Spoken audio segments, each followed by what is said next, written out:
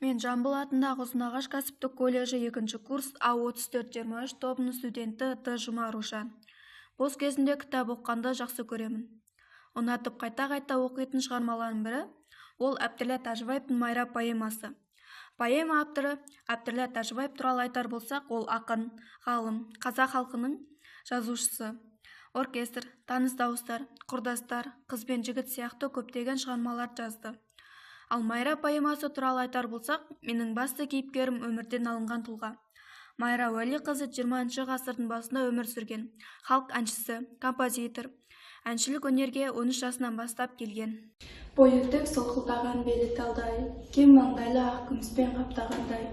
Екі ерін үлбіреген қызыл шешек, жалт етіп жанарынан нұр тамғандай.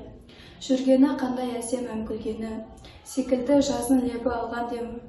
Қараса мейіріммен шыңғарайды, құлаққа күй ұялатар үн әдемі. Атақты қоянды жәрмекесіне ән салған, халық арасында кең тараған әндердің бірі Майра әні болатын. Әншілік өнерге кәсіби дәрежеде меңгерген қазақ әйелдерінің бірі, ол әнді шынаймен де айтқан.